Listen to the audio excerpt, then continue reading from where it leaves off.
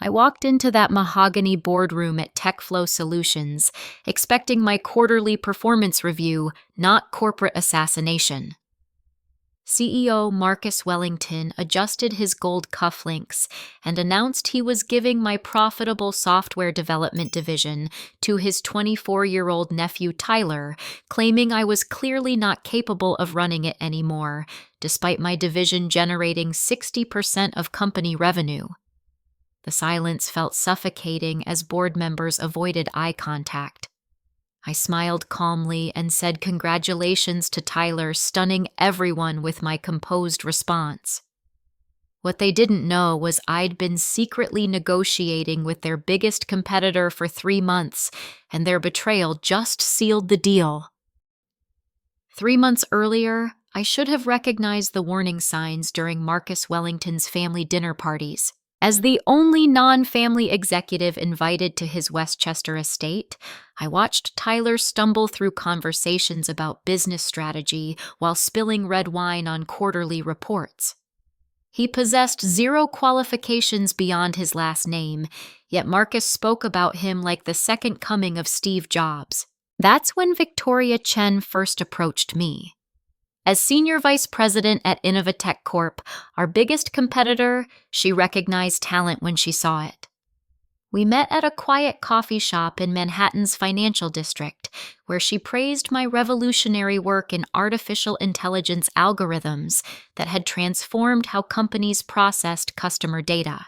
"Audrey, your innovations are reshaping our entire industry," Victoria said, stirring her espresso thoughtfully. "I've been watching your career trajectory, and frankly, TechFlow doesn't deserve someone of your caliber." I deflected initially, loyalty still binding me to the company I'd helped build from a struggling startup into a tech powerhouse.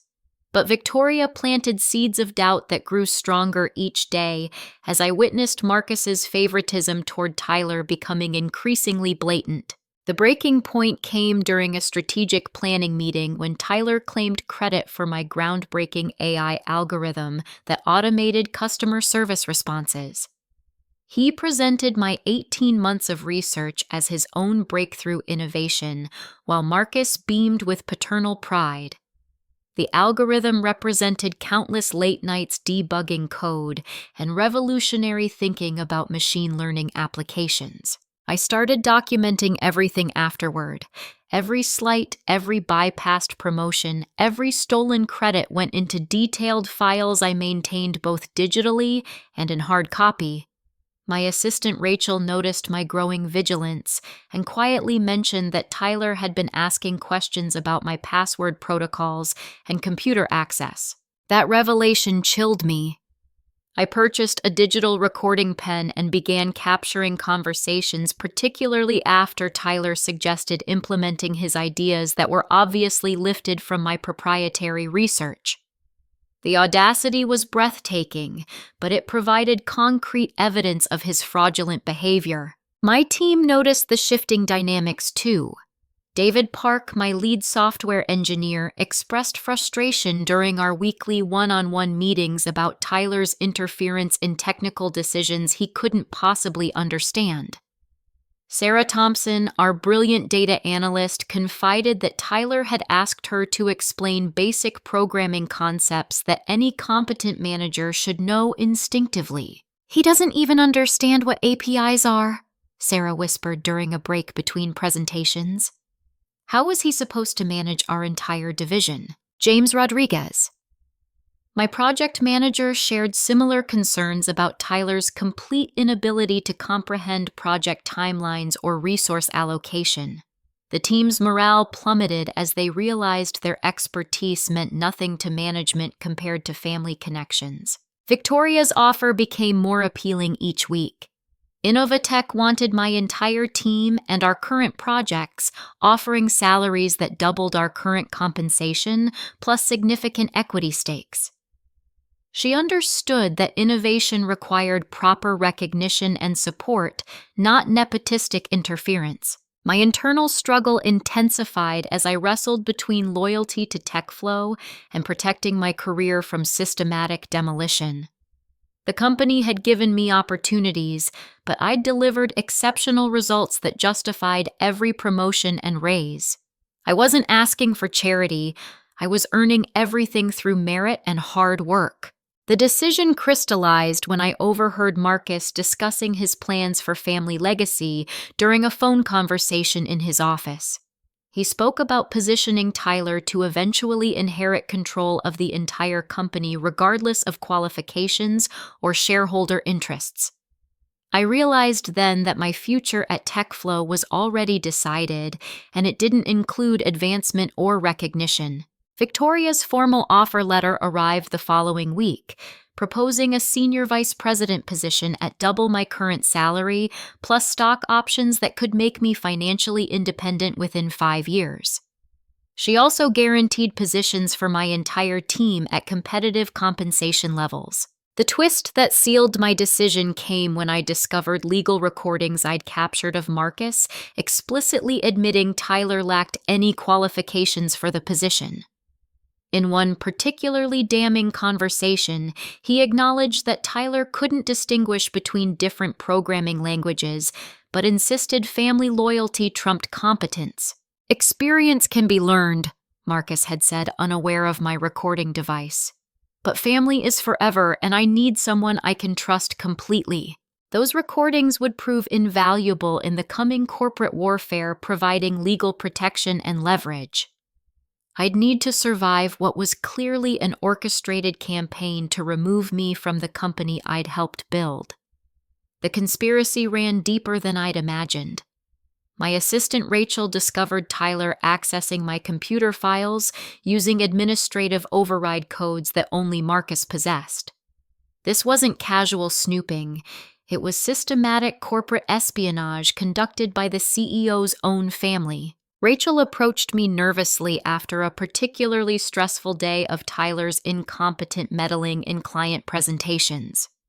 She'd noticed unusual login activity on my workstation during hours when I was traveling for business conferences. "Audrey, I probably shouldn't say anything, but Tyler's been in your office multiple times when you're away," she confided during lunch at our usual spot downtown. "He uses some kind of master code to access your computer directly." That revelation launched my investigation into Marcus Wellington's systematic transfer of my key clients to a shadow division Tyler was secretly managing. I discovered client contracts being rerouted without my knowledge, with Tyler listed as primary contact, despite having no prior relationship with these accounts.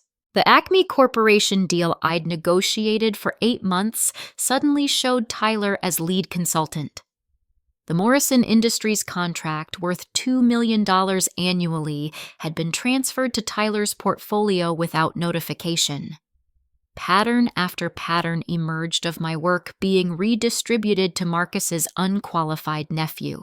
But Marcus wasn't operating alone.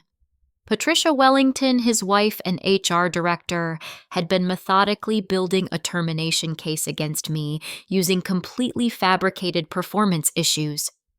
I obtained copies of her manufactured documentation through a sympathetic colleague in human resources. Patricia's files contained false allegations about missed deadlines for projects I'd delivered early, fictional complaints from clients who'd actually praised my work in writing, and invented concerns about my leadership style from team members who'd consistently rated me excellently in anonymous reviews.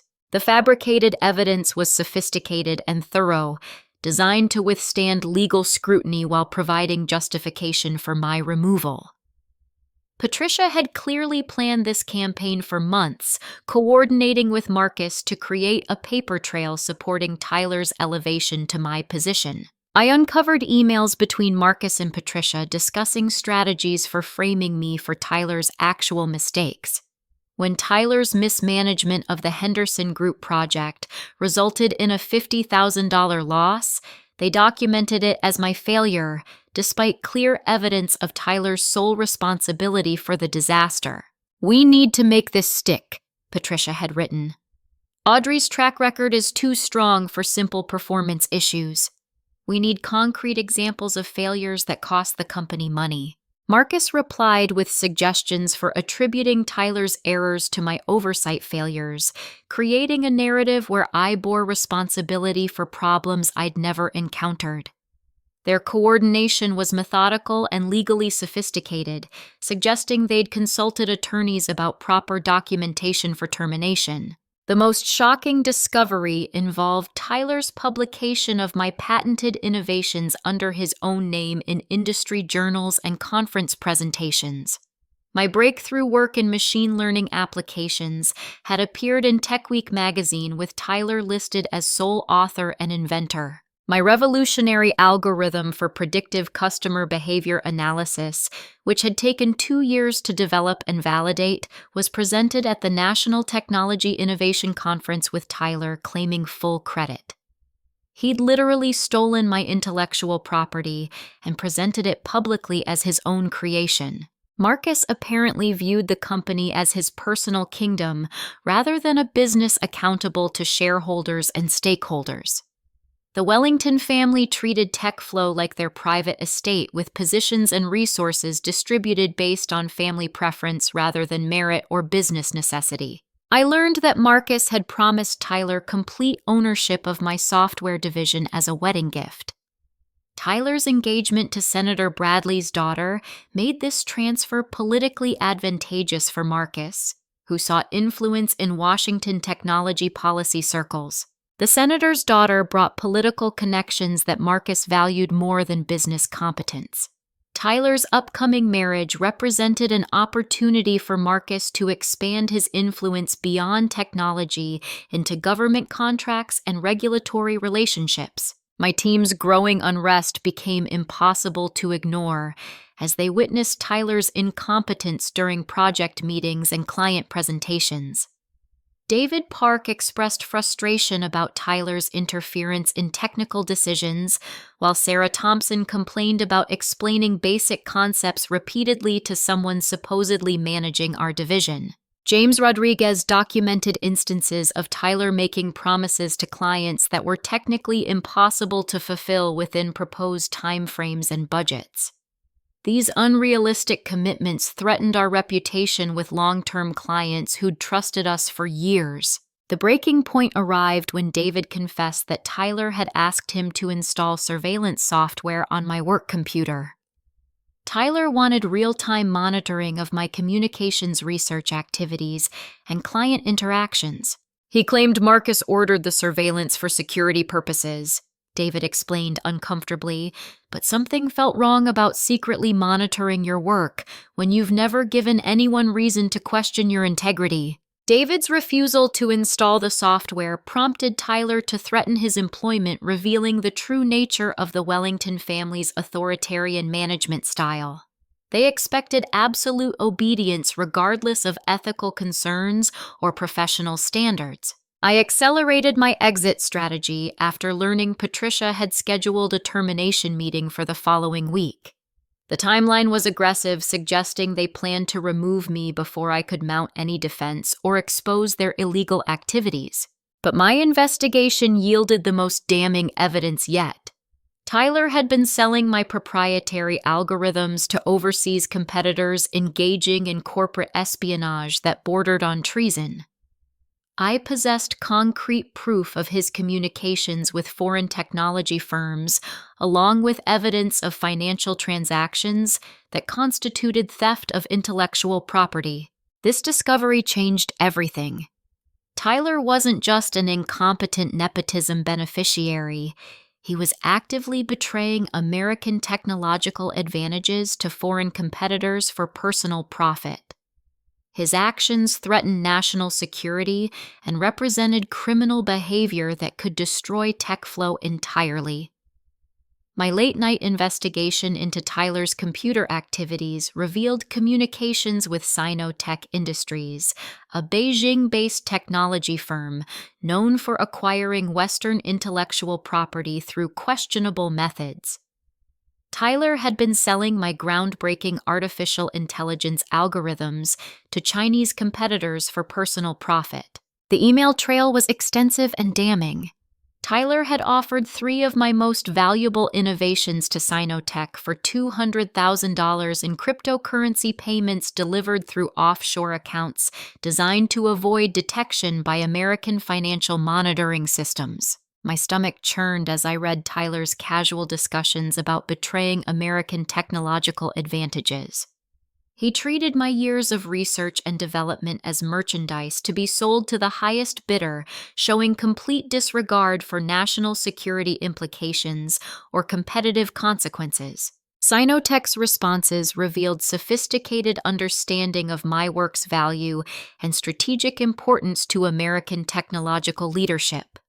They specifically requested algorithms related to predictive analytics and machine learning applications that could enhance their military and surveillance capabilities. The correspondence included technical specifications Tyler couldn't possibly understand without stealing my complete research files. He'd provided detailed documentation about implementation methods, testing protocols, and optimization techniques that represented years of specialized knowledge. But Tyler's espionage raised questions about Marcus's knowledge and involvement. Either the CEO was completely unaware of his nephew's treasonous activities, or he was complicit in selling American innovations to foreign competitors. Neither possibility reflected well on TechFlow's leadership integrity.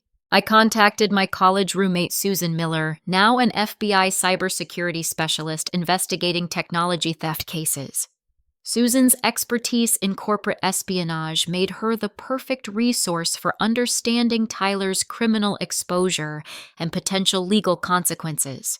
"Audrey, what you're describing constitutes multiple federal crimes," Susan explained during our confidential meeting at a secure location in downtown Manhattan.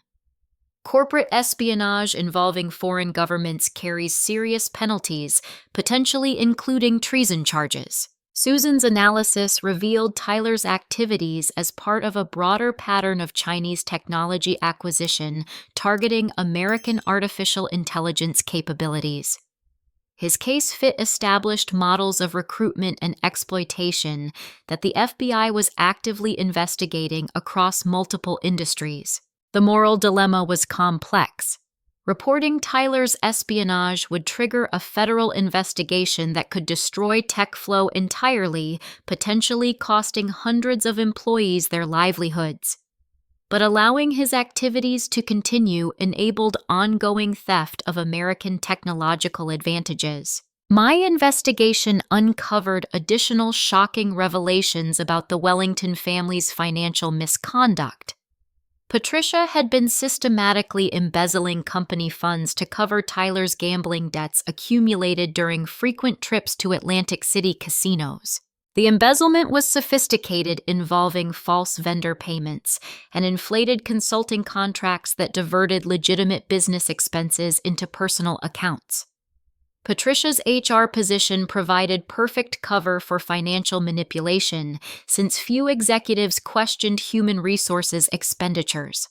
Tyler's gambling addiction explained his willingness to sell corporate secrets for quick cash. His debts to Atlantic City bookmakers had escalated beyond his ability to repay through legitimate income, forcing him into increasingly desperate schemes for generating money. The Wellingtons had been using company resources to fund political campaigns and personal lifestyle expenses that far exceeded their legitimate compensation. Marcus's Westchester estate, Patricia's luxury car collection, and Tyler's expensive wedding plans were being financed through systematic corporate theft. Their political donations to Senator Bradley's campaigns were being funded through TechFlow accounts disguised as consulting fees and business development expenses. This represented campaign finance violations in addition to embezzlement and fraud charges. My team's unanimous decision to follow me to Innovatech reflected their complete loss of confidence in TechFlow's leadership. David Park, Sarah Thompson, and James Rodriguez had witnessed enough incompetence and corruption to realize their professional futures required escaping the Wellington family's mismanagement. "We trust your judgment completely," David told me after another disastrous presentation where Tyler promised impossible deliverables to confused clients. Whatever you decide about leaving, we want to come with you. Their loyalty was both touching and professionally validating. These talented professionals recognized that innovation required ethical leadership and competent management qualities completely absent from TechFlow's current administration. I made the strategic decision to copy all evidence of wrongdoing before my inevitable termination. The documentation would provide legal protection and leverage necessary for surviving the corporate warfare Marcus and Patricia were orchestrating. But Victoria Chen's urgent phone call changed everything. Sinotech was preparing to launch products using my stolen algorithms within 60 days, potentially destroying American competitive advantages in artificial intelligence applications. Audrey, we're seeing intelligence reports about Chinese technology launches that match your proprietary innovations exactly, Victoria explained during our encrypted communication. They're moving faster than we expected, which means Tyler's been providing more information than we realized. The timeline was critical. Tyler's espionage had accelerated Chinese development schedules, giving foreign competitors advantages that could reshape global technology markets permanently. My innovations were being weaponized against American interests by hostile foreign powers. The revelation crystallized my understanding of the situation's scope. Tyler's corporate espionage activities had put the entire company at risk of federal investigation, potential criminal prosecution, and complete business destruction. I held the only evidence that could either save TechFlow or expose the full extent of the Wellington family's criminal enterprise. Agent Susan Miller arrived at my apartment on East 72nd Street with a federal warrant to investigate Sinotech's acquisition of American intellectual property.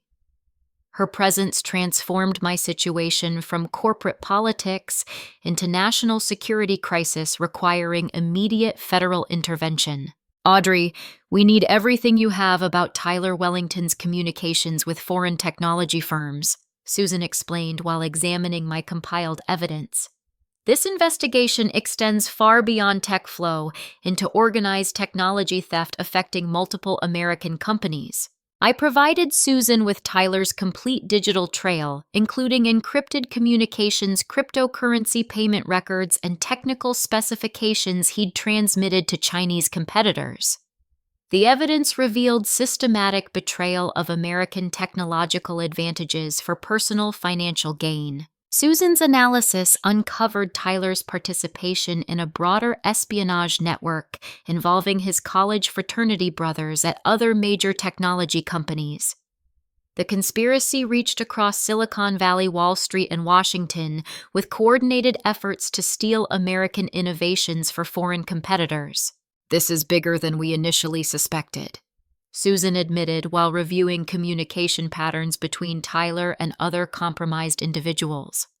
We're looking at organized intelligence gathering targeting America's most sensitive technological capabilities. The fraternity connection provided recruitment infrastructure for Chinese intelligence services seeking access to American corporate secrets. Tyler's privileged background and family connections made him an ideal asset for penetrating high-level business discussions and strategic planning sessions. Federal agents executed simultaneous raids on TechFlow offices and the Wellington family's Westchester estate, seizing computers, financial records, and communication devices. Marcus Wellington's complete shock upon seeing armed FBI agents demonstrated his genuine ignorance of Tyler's treasonous activities. I had no idea, Marcus kept repeating as agents confiscated his personal files and corporate documents. Tyler never mentioned anything about foreign business relationships or side consulting arrangements. Marcus's ignorance made him a victim of family betrayal rather than a willing conspirator, though his nepotistic management created conditions that enabled Tyler's criminal activities. His failure to properly supervise or evaluate Tyler's qualifications had national security consequences. Patricia Wellington's arrest for embezzlement occurred when agents discovered diverted funds during their comprehensive financial investigation. Her sophisticated schemes for stealing company resources had created clear evidence trails that federal forensic accountants could easily follow. Mrs. Wellington, you're under arrest for wire fraud, embezzlement, and conspiracy to commit financial crimes, Agent Miller announced as Patricia was handcuffed in her executive office, surrounded by evidence of systematic theft. Patricia's arrest shocked TechFlow employees who'd respected her professional demeanor and apparent dedication to corporate human resources management. Few suspected that their trusted HR director had been systematically stealing from the company for years. Tyler's desperate attempt to flee the country was stopped at John F. Kennedy International Airport, where customs agents found him carrying a duffel bag containing $200,000 in cash and cryptocurrency hardware devices. His planned escape to a non-extradition country demonstrated consciousness of guilt and fear of prosecution. "I can explain everything," Tyler insisted as federal agents arrested him at the international departure gate. "This is all a misunderstanding about legitimate business consulting arrangements." Tyler's explanation convinced nobody, particularly given the timing of his flight departure and the suspicious nature of his financial preparations. His behavior confirmed federal suspicions about organized espionage activities requiring sophisticated planning and coordination. The company's board of directors called an emergency meeting to address the federal investigation and its implications for TechFlow's business operations and legal liability. Chairman Harold Stevens expressed the board's complete loss of confidence in Marcus Wellington's leadership abilities. "Ladies and gentlemen, we're facing potential criminal prosecution, massive civil liability, and complete destruction of our business reputation," Stevens announced to assembled board members. "Marcus Wellington's management has created an existential threat to our company's survival." Stevens revealed that the board had been concerned about Marcus's nepotistic hiring practices for months, particularly regarding Tyler's rapid advancement despite obvious incompetence and lack of qualifications. They'd been preparing to address these concerns before the federal investigation forced immediate action. My protected witness status as the primary whistleblower provided legal immunity and federal protection while ensuring my cooperation with ongoing investigations. Susan Miller assured me that my evidence was crucial for prosecuting the broader espionage network. "Your documentation and recordings are the foundation for dismantling this entire operation," Susan explained during my formal debriefing session.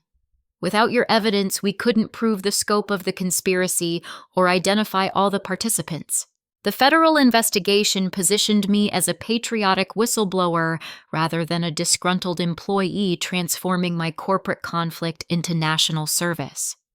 My decision to expose Tyler's crimes was protecting American technological advantages from foreign theft and exploitation. During the chaos of federal raids and executive arrests, I made the strategic decision to return to work and restore operational stability. The board's emergency appointment of me as interim chief operating officer reflected their recognition of my integrity and competence. Audrey, you're the only executive with clean hands and the technical expertise to maintain business operations during this crisis," Stevens explained while offering me temporary leadership authority. "We need someone trustworthy to guide the company through federal investigation and potential legal proceedings." My appointment as interim leader was both professionally vindicating and strategically advantageous, positioning me to influence TechFlow's future direction while the Wellington family faced criminal prosecution. The federal investigation had revealed that Tyler's espionage was part of a targeted attack on American technology leadership, with foreign agents specifically recruiting him because of his access to my innovative work. Innovatech Corporation's emergency acquisition offer arrived within 24 hours of the federal raids proposing to purchase TechFlow's assets, while the company faced potential criminal liability and business destruction.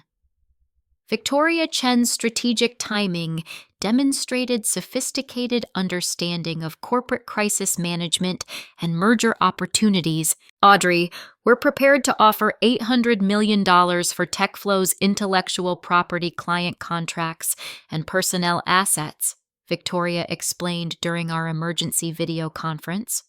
This acquisition would preserve American jobs while ensuring Tyler's stolen technology returns to United States control. The acquisition proposal included retention bonuses for all TechFlow employees, guaranteed employment contracts, and accelerated vesting of stock options. Victoria understood that talent acquisition was equally important as technology transfer for maintaining competitive advantages. My position as the only executive with proven integrity made me essential to any successful deal. Federal investigators had cleared me of wrongdoing while documenting my crucial role in exposing the espionage conspiracy. Potential acquirers recognized that my leadership would be necessary for smooth transition and continued innovation. Marcus Wellington's desperate attempt to maintain control included offering me a full partnership and public apology for his family's misconduct. His proposal demonstrated panic about losing everything he'd built, but his credibility had been permanently destroyed by Tyler's criminal activities. Audrey, I know my family has wronged you terribly, but please don't let that destroy the company we built together, Marcus pleaded during an emotional private meeting. I'll give you equal ownership and complete operational control if you'll help me salvage something from this disaster. Marcus's offer was too late and insufficient given the scope of damage his nepotistic management had caused. The federal investigation had revealed systematic corruption that extended far beyond Tyler's espionage into embezzlement, fraud, and potential national security violations. The board of directors unanimously voted to terminate Marcus Wellington as chief executive officer and offer me the interim position while evaluating strategic alternatives. Their decision reflected complete loss of confidence in Wellington family leadership and recognition of my essential role in company operations. Audrey, we're prepared to offer you the permanent CEO position if you can successfully navigate this crisis and preserve shareholder value, Chairman Stevens announced during the formal board meeting. Your integrity and competence are exactly what TechFlow needs for recovery and future growth. Tyler's confession from federal custody implicated several other family members in money laundering schemes designed to hide the proceeds from his technology sales to foreign competitors. His cooperation with prosecutors was motivated by hopes for reduced sentencing rather than genuine remorse. I was just trying to help my family with financial problems, Tyler claimed during his recorded confession. I didn't realize that selling those algorithms would hurt national security or violate federal laws. Tyler's explanation ignored the obvious implications of his actions and demonstrated continued inability to accept responsibility for criminal behavior.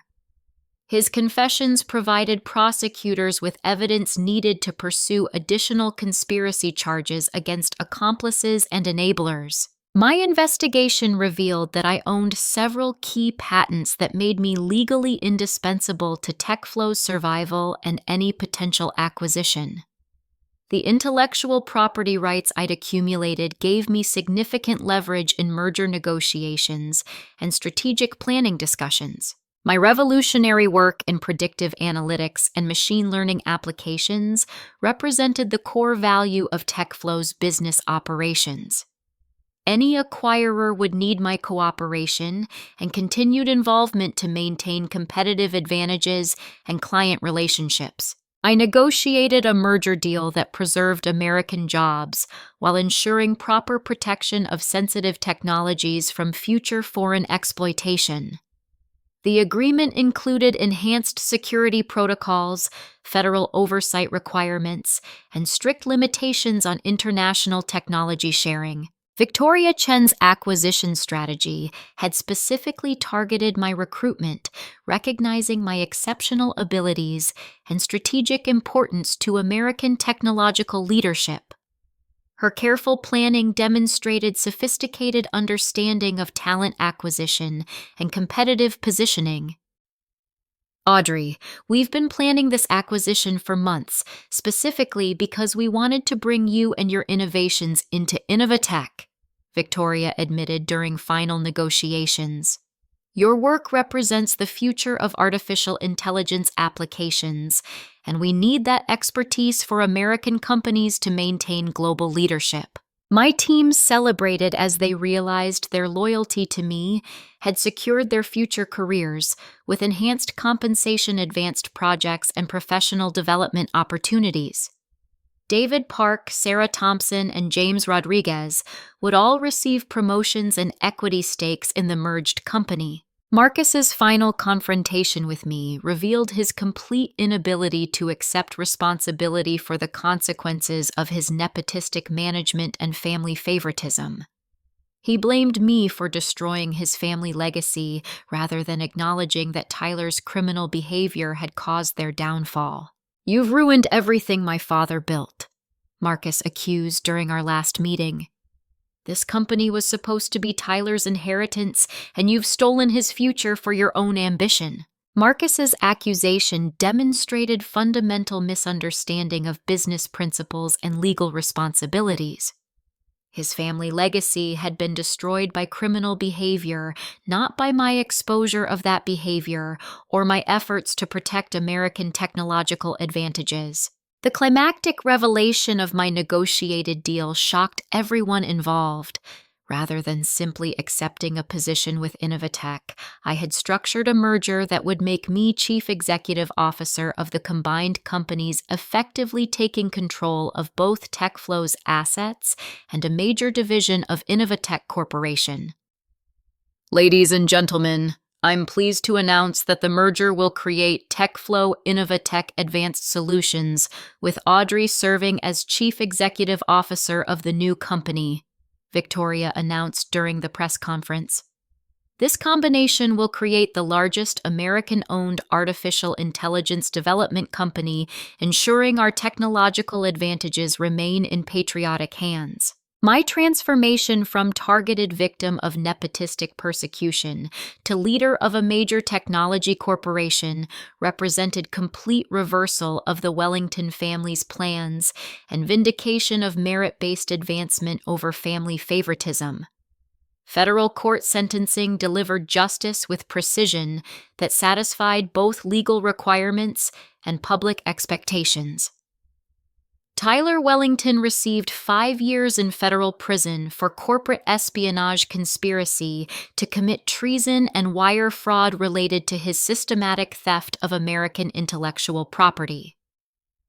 Mr. Wellington, your actions endangered national security and betrayed the trust of your country for personal financial gain. Judge Patricia Morrison announced during the sentencing hearing. Corporate espionage represents one of the most serious threats to American economic competitiveness and technological leadership. Tyler's sentence included restitution payments totaling $800,000, covering damages to TechFlow and costs associated with the federal investigation. His cooperation with prosecutors resulted in reduced charges, but couldn't eliminate the consequences of his treasonous behavior. Patricia Wellington accepted a plea bargain requiring complete restitution of embezzled funds, 2 years of community service focused on financial literacy education for small businesses, and permanent prohibition from employment in corporate financial management positions. Mrs. Wellington, your systematic theft from TechFlow damaged not only the company, but also the employees who trusted you with their livelihoods, Judge Morrison explained during Patricia's sentencing. Your community service will help other business owners avoid the financial management failures that enabled your crimes. Patricia's transformation during community service became genuine as she encountered small business owners struggling with financial challenges similar to those that had tempted her toward embezzlement. Her work with entrepreneur education programs provided constructive outlet for her business expertise. Marcus Wellington faced complete financial ruin as civil lawsuits, federal fines, and legal expenses consumed his personal wealth accumulated through decades of business success. His reputation in technology circles was permanently destroyed, making future leadership positions impossible. The fallen CEO found employment as a low-level business consultant, earning a fraction of his previous income while struggling to rebuild credibility damaged by his family's criminal activities. His experience provided harsh lessons about the consequences of nepotistic management and inadequate oversight. My first day as Chief Executive Officer of TechFlow Innovatech Advanced Solutions marked the beginning of transformative changes in corporate governance, ethical standards, and technological innovation. My inaugural address to employees emphasized merit-based advancement and zero tolerance for corruption. Ladies and gentlemen, we're building a company where talent is recognized, innovation is rewarded, and integrity is non-negotiable. I announced to the assembled workforce. Every employee will advance based on contribution and competence, not family connections or political favoritism. Implementation of new corporate governance policies included independent oversight boards, mandatory ethics training for all executives, and anonymous reporting systems for identifying potential misconduct. These changes were designed to prevent future repetition of the corruption that had nearly destroyed TechFlow. Federal recognition of my patriotic service included a commendation from the Director of the Federal Bureau of Investigation for protecting American technological assets from foreign exploitation. The ceremony acknowledged my courage in exposing espionage activities despite personal and professional risks. Ms. Chen, your willingness to report corporate espionage prevented significant damage to American national security interests, FBI Director Thompson stated during the Washington ceremony. Your actions exemplify the civic responsibility that protects our technological advantages from hostile foreign competitors. My team's promotions to executive positions reflected their loyalty, competence, and shared commitment to ethical business practices. David Park became Chief Technology Officer. Sarah Thompson advanced to Director of Analytics and Innovation, and James Rodriguez assumed responsibility as Senior Vice President of Operations. The launch of my revolutionary AI platform, now properly protected from foreign theft and correctly attributed to my innovation, marked a breakthrough in artificial intelligence applications for customer service automation and predictive business analytics. The Audrey algorithm represents 5 years of intensive research and development, I explained during the product launch presentation. This technology will transform how American companies interact with customers while maintaining strict protection of proprietary innovations from foreign competitors. My establishment of a scholarship fund for women in technology, funded through recovered embezzlement money and corporate profits, created opportunities for the next generation of female innovators to advance without facing the discrimination I had encountered. The Women in Technology Excellence Foundation provided full scholarships for undergraduate and graduate studies mentorship programs, connecting students with industry leaders and internship opportunities at leading technology companies committed to diversity and inclusion. Industry recognition of my role as a transformative leader included selection as Technology Executive of the Year by the American Innovation Council, acknowledging both my technical contributions and my success in protecting American technological sovereignty from foreign threats. Audrey Chen represents the best of American innovation and business leadership, the council announced during their annual conference. Her combination of technical brilliance, ethical integrity, and patriotic service sets the standard for technology executives in an increasingly competitive global environment. The climactic moment of professional vindication came with the announcement that TechFlow Innovatech Advanced Solutions would become a publicly traded company with me as Chief Executive Officer. This initial public offering would make my loyal team members millionaires while establishing me as one of the youngest female CEOs of a major American technology corporation. We're taking the company public to fuel continued innovation while ensuring American ownership of critical technologies, I explained during the announcement press conference. This IPO represents validation of merit-based leadership and proof that integrity creates sustainable business success. The stock offering was oversubscribed by 400%, reflecting investor confidence in my leadership and the company's technological advantages.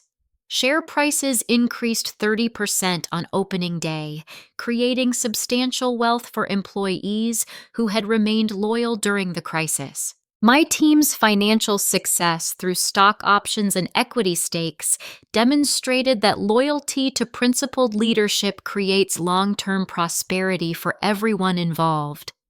Their decision to follow me despite uncertainty had resulted in life-changing financial rewards and career advancement. The transformation of TechFlow from a nepotism-riddled family business into a professionally managed technology leader represented complete vindication of merit-based advancement over favoritism and corruption. My leadership had proved that competence and integrity create sustainable competitive advantages. 6 months after the initial public offering, TechFlow, Innovatech Advanced Solutions had established itself as the premier American artificial intelligence development company, with quarterly revenues exceeding projections by 40% and international expansion into 12 countries, while maintaining strict security protocols for protecting proprietary technologies. My testimony before the House Committee on Technology and National Security resulted in bipartisan legislation strengthening protections for American intellectual property and increasing penalties for corporate espionage. The Audrey Chen Technology Protection Act became the foundation for preventing future foreign theft of American innovations. Ladies and gentlemen of Congress, American technological leadership depends on protecting our innovations from hostile foreign acquisition. I testified before the packed hearing room. We must create legal frameworks that encourage innovation while preventing the kind of systematic theft that nearly destroyed my former company. The legislation included mandatory reporting requirements for international technology transfers, enhanced penalties for corporate espionage, and federal funding for cybersecurity training programs designed to help American companies protect their intellectual property from foreign competitors. Federal regulations based on my recommendations created industry-wide standards for preventing corporate espionage, including background check requirements for employees with access to sensitive technologies, regular security audits for companies handling classified innovations, and coordination protocols between private industry and federal law enforcement. Marcus Wellington's attempts at reconciliation reflected genuine remorse for his family's actions and recognition of the damage his nepotistic management had caused to TechFlow and American technological competitiveness. His current work as a small business consultant focused on helping entrepreneurs avoid the management failures that had destroyed his own company. Audrey, I understand now that family loyalty should never override business competence or national security, Marcus wrote in his letter requesting a meeting. Your leadership has shown what TechFlow could have become under proper management, and I'm grateful that you saved the company from complete destruction. Marcus's transformation included advocacy for merit-based hiring practices and opposition to nepotistic management in family businesses. His speaking engagements at business schools warned future executives about the dangers of favoring family connections over qualifications and integrity. Tyler Wellington's prison experience included mandatory participation in cybersecurity education programs, where he taught other inmates about the legal and practical consequences of corporate espionage and technology theft. His reluctant cooperation helped federal authorities understand recruitment methods used by foreign intelligence services. Tyler's release conditions required continued work in cybersecurity education, specifically helping American companies identify and prevent the types of espionage activities he had committed. His first-hand knowledge of foreign recruitment techniques provided valuable insights for corporate security training programs. "I realize now that what I did wasn't just stealing from my uncle's company," Tyler explained during a recorded interview for cybersecurity training materials. "I was betraying my country and helping foreign competitors steal American advantages that our engineers worked years to develop." Tyler's participation in prevention programs represented genuine transformation from entitled criminal to reluctant educator, though his cooperation was motivated more by legal requirements than personal redemption.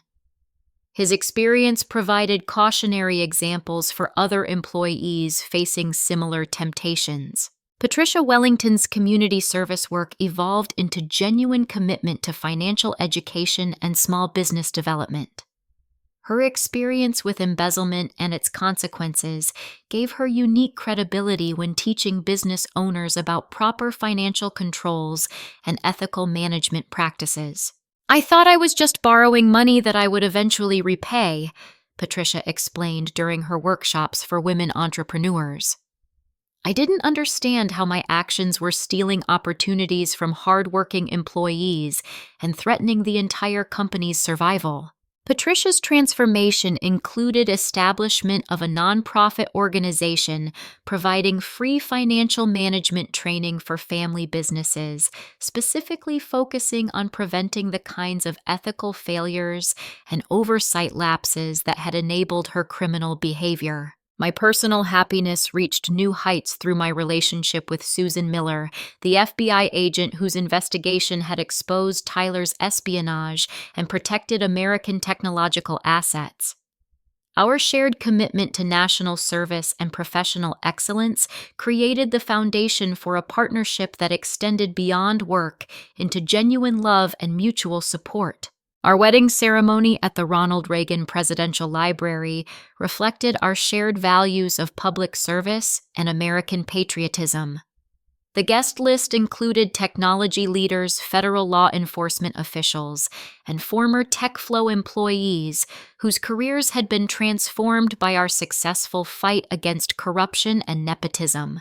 "Susan and I represent the partnership between private innovation and public security that protects American technological advantages," I said during our wedding reception.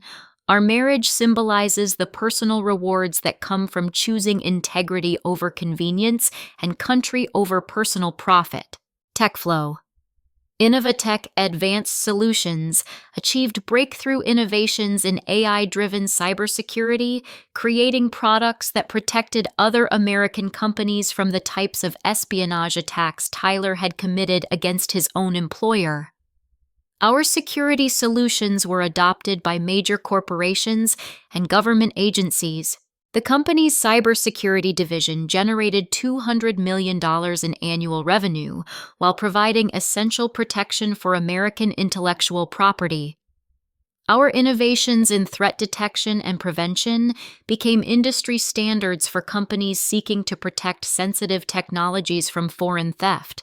My mentorship program for young women facing workplace discrimination and nepotism created a network of support that helped hundreds of professionals advance based on merit rather than connections. The program included legal resources, career development training, and placement assistance for women escaping toxic work environments. Every woman deserves the opportunity to succeed based on her talents and contributions, I explained during the program's annual conference. Discrimination and favoritism damage not only individual careers, but also American competitiveness by wasting human resources and discouraging innovation. The mentorship network expanded to include male allies and evolved into a broader movement for merit-based advancement in American business. Companies that participated in our certification program demonstrated measurable improvements in employee retention, innovation output, and financial performance. My reflection on the journey from corporate persecution to business leadership revealed profound lessons about resilience, integrity, and the transformative power of principled resistance to injustice. What began as personal betrayal had become a catalyst for positive change that extended far beyond individual success. Sometimes the worst betrayals redirect us toward opportunities we never would have imagined. I shared during my keynote address at the National Women in Technology Conference. Tyler Wellington's attempt to destroy my career ultimately led to discovering my true potential as a leader and innovator. The experience taught me that corporate loyalty should never override personal integrity, that merit must triumph over favoritism for businesses to succeed, and that individual courage can create systemic change when supported by legal frameworks and ethical institutions. My company's success demonstrated that American businesses thrive when managed according to principles of competence, integrity, and patriotic responsibility. The contrast between TechFlow's near destruction under Wellington family mismanagement and its subsequent success under professional leadership provided clear evidence that merit-based advancement creates superior business results. The lasting legacy of my transformation from targeted employee to successful CEO included proof that corporate whistleblowing serves national security interests, that ethical business practices create sustainable competitive advantages, and that principled leadership inspires loyalty and innovation from talented teams. Have you ever faced workplace nepotism or corruption that threatened your career? How did you handle the situation, and what would you do differently knowing what you know now? Share your experiences in the comments below, and let's learn from each other's stories about overcoming professional challenges through integrity and determination. Please like this story if it resonated with your own experiences. Subscribe for more inspiring tales of triumph over workplace injustice. And share this with anyone who might be facing similar challenges in their career. Thank you for joining me on this journey of transformation and empowerment, and I hope my story inspires you to stand up for what's right in your own professional life, knowing that courage and integrity ultimately create opportunities for success beyond what we ever imagined possible.